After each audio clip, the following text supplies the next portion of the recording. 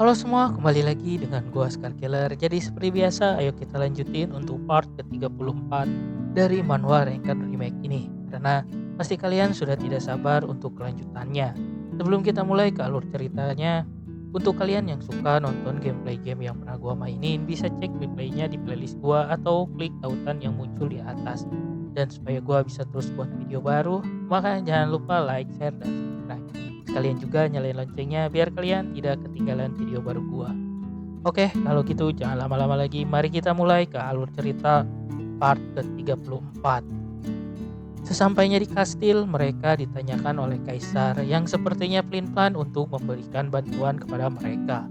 Padahal mereka mencoba untuk melindungi kaisar dan bermaksud untuk tidak memberikan celah pada musuh.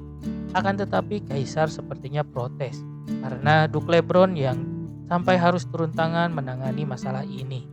Tak hanya itu, ia juga menyalahkan Perat yang seharusnya dari awal duduk di tahta, sedangkan dirinya yang lebih memilih untuk mengambil alih pos komando di Latus.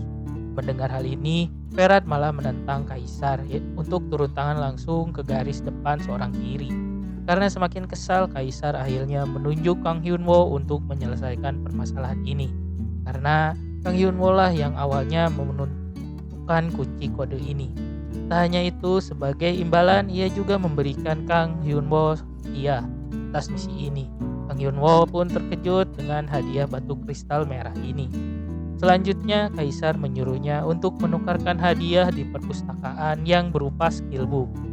Tentu saja ia sangat senang karena memang dirinya membutuhkan banyak skill saat ini. Dan sebelum pergi, Duke Lebron berpesan agar Hyunwoo datang ke tempatnya karena ia akan mengatakan sesuatu sebelum Hyunwoo meninggalkan kota. Selanjutnya, Hyunwoo mendatangi perpustakaan kaisar dan disambut oleh Diamond Mountain. Ternyata rumor Hyunwoo adalah murid Duke Lebron sudah terkenal di kalangan istana. Pustakawan tersebut bercerita jika di perpustakaan ini banyak sekali teknik yang berasal dari benua yang lain dan juga teknik rahasia yang belum banyak orang ketahui.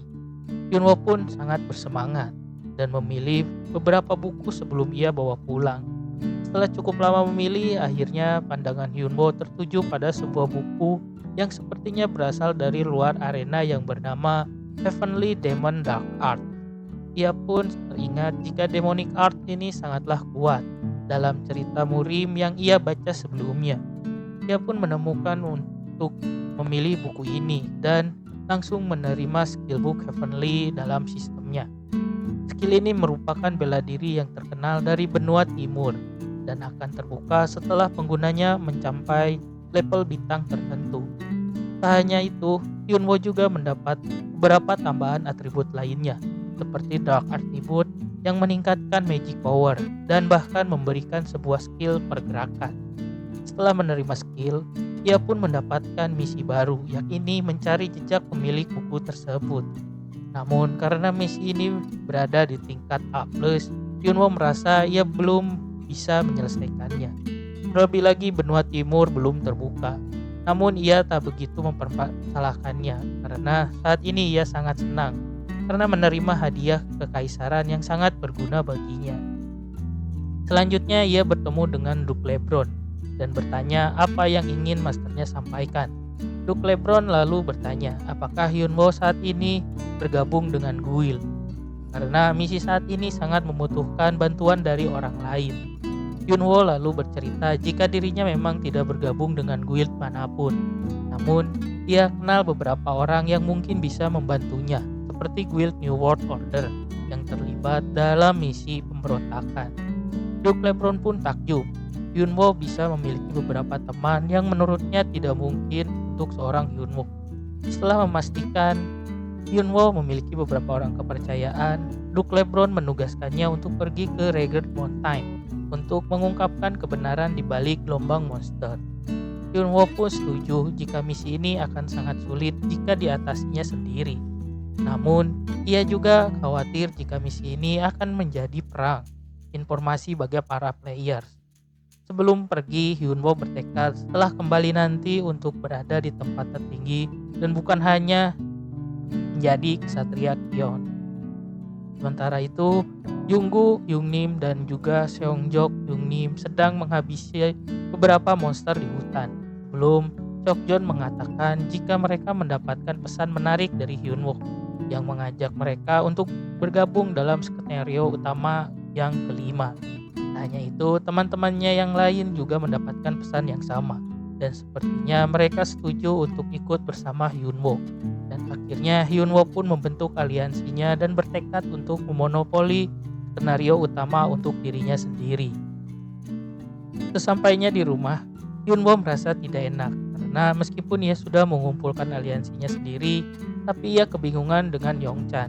Karena misi kali ini menurutnya akan sulit untuk build Yongchan. Tapi ia juga sulit untuk menemukan kalimat yang pas untuk menjelaskan kepada sahabatnya ini. Namun, belum sempat Jungwoo berbicara, sepertinya Yongchan sudah tahu dan berkata jika memang akan sulit untuk will mereka yang didasarkan pada hubungan pertemanan untuk dapat menerima skenario utama. Hyunwoo pun semakin tak enak hati dan penasaran bagaimana ia tahu apa yang terjadi. Yongchan lalu menjelaskan jika dirinya sudah tahu dari awal jika guild miliknya yang masih di taraf standar memang akan susah untuk bersaing dengan guild yang besar. Yongchan pun mengenangkannya bahwa dirinya tak mau memaksa Hyunwoo. Bahkan dirinya kini sedang kerepotan untuk mengurus yang ia limpahkan ke dirinya. Hyunwoo pun senang karena sahabatnya tidak salah paham dan menyuruhnya untuk menunggu suatu saat nanti ia akan membalas semua yang telah ia terima dari Yongchan. Selanjutnya, semua guild yang tergabung dalam misi kini berkumpul di sebuah base camp dan saling bertemu. Garon, pemimpin pasukan kekaisaran, ternyata sudah mengetahui jika Alibos merupakan murid dari Duke Lebron. Hyunwoo lalu mengenalkan semua anggota Elite Adventure kepadanya dan menjelaskan jika mereka akan membantu pasukan kekaisaran untuk mengungkapkan informasi mengenai gelombang monster. Namun sepertinya Garon terlihat meremehkan para Elite Adventure milik Hyunwoo. Jika cerita, semua anggota kini diberikan misi skenario utama, yakni untuk membunuh monster yang memiliki tato di seluruh tubuhnya. Hyunwoo lalu memberikan komando kepada mereka untuk berpencar dan berburu sampai selesai agar lebih efisien.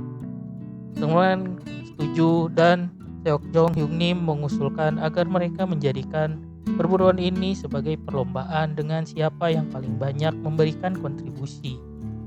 Mereka semua pun setuju dan memulai skenario utama ini. Untuk pertarungan awal, kita diperlihatkan Hyunwoo yang melompat dari satu pohon ke pohon lain untuk bertarung dengan monster tato dan menebas mereka dengan pedang biru miliknya. Hingga akhirnya Hyunwoo berhasil mengalahkan 23 monster sejauh ini dan mendapatkan kenaikan level ke 137. Kini Hyunwoo memiliki 8 skill pasif dan 5 skill aktif. Dan karena hari ini ia sudah naik level dan merasa penguasaan skillnya bertambah, jadi Hyunwoo memutuskan untuk segera mengakhiri perburuan ini. Namun Tangi merasa aneh dengan maksud dari bosnya, karena saat ini mereka sedang berlomba untuk skenario utama. Dan dengan demi pemikiran liciknya, Hyunwoo menjelaskan jika mereka dari awal tidak mempertaruhkan apapun untuk perlombaan ini. Jadi ia merasa tidak perlu terlalu bekerja keras, malah merasa terbantu karena merekalah yang akan bekerja keras dengan sendirinya. Lagi pula Hyunwoo sudah memiliki banyak kegiatan yang tertunda, seperti mengupload video sampai mempersiapkan konten akademi. Dan jika Tangi mau, mereka juga bisa kembali berlatih lagi. Sesampainya di rumah, Kang Hyunwoo akhirnya berhasil mengupload konten raid, wrestle, dan mendapatkan reaksi yang lumayan bagus kali ini.